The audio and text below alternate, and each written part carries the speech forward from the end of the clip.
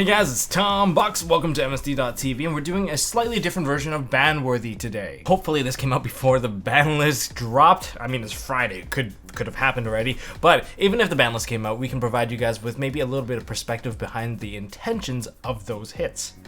If you're an Orcust player, I would love for you guys to leave your comments down in the comment section regarding each of these cards we are talking about and whether or not these suggestions make sense to you. Do you guys think your deck is busted? I lent my Orcust deck to Nishi, and Nishi's like, oh man, Zero Boros, it just wins all the games anyway. I'm like, I don't think it's the Zero Boros. I think it's because you can activate 10 effects on your opponent's turn. Regardless, the 3 cards with targets on their back include Orchestrated Babel, the field spell that enables all your Orcust monsters to have quick effects rather than the typical ignition. The second card is Orcust Nightmare, the one that lets you Foolish Burrow any dark machine monster into the graveyard and boost the attack of one of your monsters. Can be activated during the damage step if the Babel is face up on the field. And the third target of the Orcust lineup would be the Harp Horror, because it lets you special summon any of your Orcust monster while locking you into only summoning out dark monsters for the rest of the turn. Okay, there's one more thing to note. There is going to be the Mech Knight Orcust Girzu coming out in the near future, and with that in mind, which one of these 3 are the most ban-worthy at its price point? No, not price point, but like most ban-worthy based off of their effects? Leave it down in the comments section and we'll go into each one right now. Maybe Girzu is going to replace one of these cards that might get banned off. Let's start with Orchestrated Babel. This card has been there since the debut of Orcust and Soul Fusion. So what does Babel enable? Basically, it lets you use all your effects into quick effects during your opponent's turn, but since most of these cards, they let you gain additional cards, you get about a maximum about a 5+1s along the way. Galatea is considered as a +1 because you get a card out of your deck. Harp Horror summons a card out of your deck, which is another +1. You also have Simple Skeleton, which acts as a +1. If you revive a Dingirzu and you send a card to the graveyard, well, that's another plus for you because it's a minus for your opponent. And then if your Orcust Nightmare sends like a Gizmek into the graveyard, you got yourself a Gizmek, which is again another +1. So you're gaining a lot of card advantage over like just having this one field spell being live. One of these monsters can lead to all of them being live. To gauge how powerful that actually is, let's just give ourselves a hypothetical example. If there was a Nightmare field spell that turned all your Nightmare summon triggers into quick effects, and say you co-linked all of your monsters, you have a Phoenix, Cerberus, and a Unicorn, well, they can spin away one of your cards. That's basically IP Masquerena. They have a Nightmare Phoenix, and they have a Cerberus, so they can pop one of your back row and pop one of your special summon monsters, and none of these monsters can be destroyed by card effects, and they cannot be destroyed by battle. And if you end your turn, they get to draw 3 cards. That's pretty broken if you ask me, so that's kind of a similar level, maybe a bit over the top. If Konami bans this card, I can say that they are putting Orcust to the sideline for sure, because it's almost impossible to play against anyone if you can't even go first against them. Going second might still be a very powerful option, but your going first option is completely gone since you cannot interact with your opponent during their turn. And I'm talking, this is weaker than the original version of Orcust. Without Dingirzu, without Orchestrated Nightmare, they depended on Topologic Bomber Dragon. Topologic Bomber Dragon and Babel. Babel would allow you to use your Harp Horror to trigger your Topologic to blow up the field where at your convenience. But then if you take that away, they can't even use this particular play. So what are we left with? We're left with an IP Masquerena, and we're left with a Galatea, maybe a Crescendo, because you can't set like Babel, so you're gonna set a Crescendo, or maybe you're going for Orchestrated Return, depending on what you like. But those are 2 interactions. You have one banish-based negation, and you also have perhaps a Unicorn or Zero Boros. And if you want to trigger that Zero Boros, you probably will need a Gizmek, a card that does not rely on, say, the Babel to summon out. So that's pretty huge. If you want to trigger that, that's a pretty hefty cost to get there, and that makes you overcommit your resources as well. I don't know, that seems pretty iffy. You're from your 6 to 8 interactions down to 2. That is a major slaughter, and any deck that can bypass 2 cards worth of interaction can easily just gun through you and just control you to the point where you can't play anymore. That said, it's still pretty easy to go second and still build an entire board and OTK someone fairly quickly, because that's what Orcust do. And even with the addition of Mech Knight Orcust Girzu, it doesn't change the fact that Babel is still gone, so most of your interaction during your opponent's turn is still going to be non-existent, so you're still going to die. Mech Knight Orcust Girzu is just going to let you, well, kill your opponent faster, I suppose. That's all I can really see. So if Konami hits Babel, you know they are serious about killing the deck. So maybe hitting Babel is too harsh. So then if they hit Orcust Nightmare, would that change anything?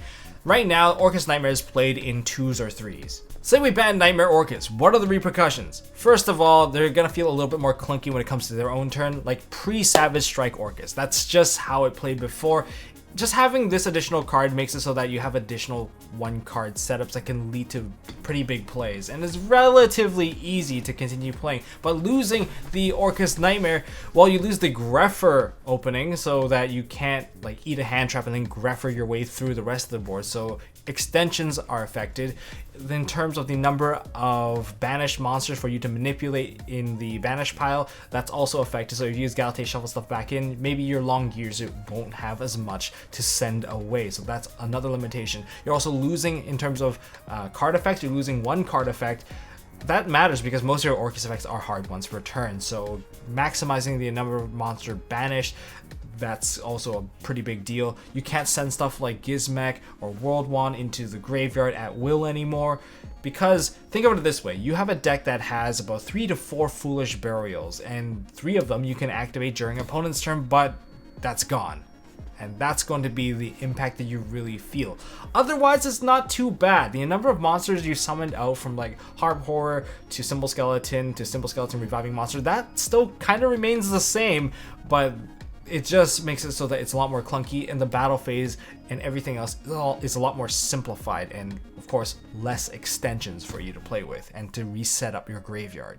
If Konami bans Orcust Nightmare, it means that they're still trying to keep the deck around just long enough so that Mech Knight Orcust Gyuzu can completely replace the functionality of Orcust Nightmare. But for the time being, what do they experience? Well, there's less resources for them to manage, and also consistency takes a bit of an impact. The recovery is going to be a lot weaker because they can no longer send an Orcust Nightmare to fix up the graveyard so that they have a better turn to play. They're more susceptible to hand traps and turn-based disruption because they become super effective. There's less follow-up and the battle phase become more manageable. Overall, that's the kind of stuff that you gain. And well, once Mech Knight Orcust Gyuzu kicks in, then they are going to have a much more consistent level 4 body that they can use that also generates a token and also sends a Orcust or World Legacy monster into the graveyard. I think that's a pretty big deal.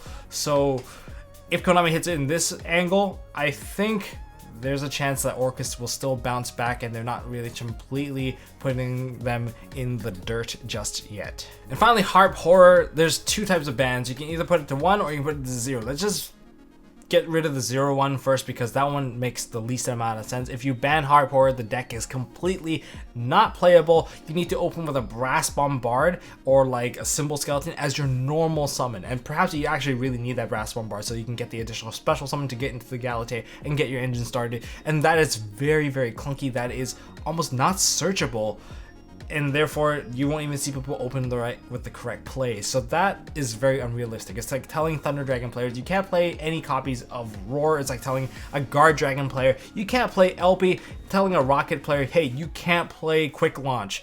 That's the equivalence of what you're removing in terms of like power scaling. Now, if they did ban Harp, it's more likely they're trying to push forward Mech Knight Orcust, and when they push that forward, they're just making it so there's a little bit of Orcust left rather than having a full Orcust cycling engine in there. That's just my thoughts on that. Now, putting Orcust Harp Horror to 1, that is a slap on the wrist. It's almost pointless. It just makes it so that it's easier to keep track of, and if they open it in their hand, it's a little bit more bricky because they can't send it to the graveyard to get the free summon. They have to commit to the normal summon and they need an additional free summon, committing more cards in their hand to play. I guess one additional thing that is a weakness would be Gizmek. They cannot blind Gizmek. If they lose their Harp Horror, they lose the grind game if they set up the board already and they shuffled it back in, or if they did it blindly and lost it, well, it's pretty painful since they don't really have much of a game to play anymore, since they can't special summon out free cards out of the deck or even cycle it anymore. So that's pretty painful. But in terms of Mech Knight, Orcust, Girzu, once that gets added in, that can completely work itself out, and it doesn't really change the deck. In fact, it just makes the deck even more powerful, more consistent, and maybe you would even cut out copies of Harp Horror once you have Girzu anyway.